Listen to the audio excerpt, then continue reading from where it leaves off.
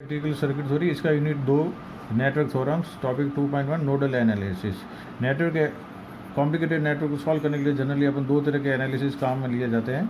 एक तो nodal analysis जो बहुत पॉपुलर है, दूसरा मैश एनालिसिस।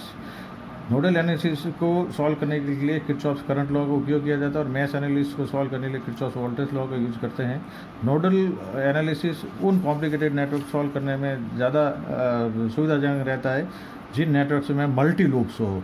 ये मेथड जो है मैश एनालिसिस की तुलना में फास्ट है और बहुत ही इफ़ेक्टिव है। तो नोडल एनालिसिस कैसे किया जाता है, तो उसका मेथड अगर अपन समझे तो उनको 2-3 स्टेप में इस तरह से समझाया जा सकता है कि जो सबसे पहले आपको जो दिया हुआ कॉम्प्लिकेटेड नेटवर्क है, तो उसमें कोई एक ऐसा एक सुटेबल नोड आप सेलेक्ट करिए जहाँ सबसे ज़्यादा ब्रांच मिलती है। ठीक है, अब उस नोड को आप अर्थ कर दीजिए या जीरो पोटेंशियल पे मान लीजिए। दूसरा पॉइंट उसमें ये बाद में ये ध्यान रखा जाता है कि अब जो सबसे ज़्यादा जहाँ ब्रांच मिलते हैं उसको आपने जो है अर्थ कर दिया। रिमेनिंग जो नोड है उस नेटवर्क में उनके वोल्टेज का पता करने की कोशिश की जाती है। तो ज़्यादातर नोड का आपको वोल्टेज पता होगा, कुछ जो 1, 2, 3 ऐसे कुछ नोड रहेंगे जिनका आपको वोल्टेज पता नहीं होगा। उन नोड के वोल्टेज को आप एज्यूम कर लीजिए, अननोन वोल्टेज को एज्यूम कर लीजिए, जैसे VA, VB, VC इस तरह से। ठीक है, अब उन जो अननोन वोल्टेज वाले जो नोड है उनके लिए अपन किरचॉफ्स वोल्टेज लॉ की हेल्प से उस नोड पर किरचॉफ्स करंट लॉ की इक्वेशन जो है अपन निकालते हैं। उससे अपन उस नोड से सभी आउटगोइंग करंट पता हो जाएगी और उनको सब सम करके जो इक्वल टू 0 कर देते हैं। जैसे आप देखिए, मान लीजिए एक छोटा सा एक एक्सप्लेनेशन में दे रखा है, जैसे शो कर है, एक फिगर है, इसमें अपने को जो नोड दिख रहे हैं 1, 2, 3, 4, ये 4 नोड दिख रहे हैं। तो ये नोड बी देखिए आप, इस पे दोनों बैटरी के टर्मिनल और R3 रेजिस्टेंस के टर्मिनल मिल रहा है। तो ये एक ऐसा नोड है जहाँ पर सबसे ज़्यादा ब्रांच आके मिली। तो ये क्या इस तरह का नोड सूटेबल हो सकता है जो जिसको अपन अर्थ मान लें, यानी जीरो पोटेंशियल पे मान लें। ठीक है, तो अब देखिए यहाँ से अगर इस नोड पे अपन आए तो चूँकि ये जीरो पोटेंशियल है, तो ये जो बैटरी E1 है इसका जो पॉजिटिव टर्मिनल है इसका पोटेंशियल नो डाउट कितना होगा, ये 0 है तो ये इसका E1 होगा। सिमिलरली इधर ये इसका पोटेंशियल होगा E2। सिर्फ ये एक नोड ये जो है इसका पोटेंशियल अपने को पता नहीं है। मान लीजिए इस अगर नोड का नाम अगर अपन A रखें तो इसका पोटेंशियल को अपन VA मान लेते हैं। ठीक, अब इस A नोड के लिए अपन जो है किरचॉफ्स करंट लॉ की हेल्प से या अलग अलग जो है ब्रांचों में जो है जाने वाला करंट पता कर लेते हैं और उन सब का सम होगा आने वाला करंट। अब चूँकि मान ली तीनों ही करंट मान लीजिए जाने वाला एज्यूम करिए तो आने वाला कोई करंट है नहीं, तो इन तीनों आउटगोइंग करंट I1, I2 और प्लस I3 इन तीनों का जो है सम इक्वल टू 0 होगा। और इस तरह से अपन इसको सॉल्व कर सकते हैं। तो देखिए इसको अपन थोड़ा अगर माइक्रोस्कोपली समझे तो ये जो नेटवर्क है इसमें इक्वेशन कैसे लिखी जाएगी। तो इस सिंपल नेटवर्क का जो है इसको अपन अगर टुकड़ा करें तो 3 सर्किट में टुकड़ा कर सकते थे, 3 सब सर्किट बना सकते हैं। पहला सब सर्किट इस तरह से बनाया जा सकता है तो जो कि अपन ने ये बताया। दूसरा जो सब सर्किट B से, तीसरा सब सर्किट फिगर C से बताया।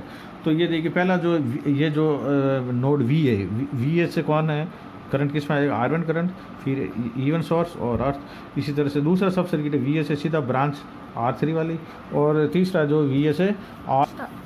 तो इस तरह से जो दिया हुआ नेटवर्क है उस जो सर्किट है उसको अपन 3 सब पार्ट कर लेते हैं, जिससे कि किरचॉफ्स करंट लॉ से जो करंट के लिए इक्वेशन लिखने में अपना को सुविधा रहेगी। तो फर्स्ट देखिए, फर्स्ट जो ए सेक्शन के लिए जो इसमें R1 में जो I1 करंट आएगी वो किसके बराबर होगी, वोल्टेज VA और इधर सोर्स का वोल्टेज E1, तो VA minus E1 divided by resistance R1। ये जो करंट होगा इसकी वैल्यू होगी I1 के बराबर। सीधा फिर सेकंड में देखिए आप जो I3 करंट है इसकी वैल्यू होगी, इसका जो है R3 के अक्रॉस पोटेंशियल है VA और एक तरफ है अर्थ 0, तो VA माइनस 0 यानी V अपन R3। और इसी तरह से सिमिलरली I2 की वैल्यू निकाल सकते हैं, ऐसे लिख सकते हैं अपन I2 बराबर VA minus E2 divided by R2। तो ये तीनों अपने को करंट मिल जाएगा। अब देखो नोड A पर अगर अपन किरचॉफ्स करंट लॉ लगाए तो सीधा सा दिखता है तीनों outgoing current I1 plus I2 plus I3 की बराबर नेट I2 का आउटगोइंग करंट बराबर नेट इनकमिंग करंट, और इनकमिंग करंट जो है यहाँ पे है नहीं 0 है, तो इसका मतलब इन तीनों का जो है सब 0 होगा। तो इन तीनों का सब जीरो होगा, तो इसको अगर अपन सॉल्व करें VA के लिए तो इसको सॉल्व करके इस तरह से लिखा जा सकता है। तो अब इसका VA का एक्सप्रेशन अगर अपन देखें तो इसमें E1 E2 दोनों EMF और R1 R2 और R3 तीनों जो है रेजिस्टेंस जो है नेटवर्क में है वो इस एक्सप्रेशन में प्रेजेंट है। तो अब ये E1 E2 and R1 R2 R3 ये सभी नॉन है, तो इस तरह से अपनी VA की वैल्यू फाइंड आउट कर सकते हैं।